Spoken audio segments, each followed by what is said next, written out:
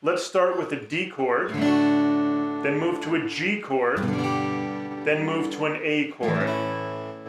Let's try that. Here we go, starting on a D. Ready, and down, up, down, up, down, up, down, up, down, up, down, up, down, up, down, up, G.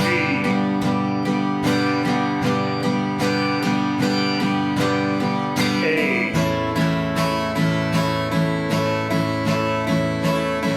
Back to the D.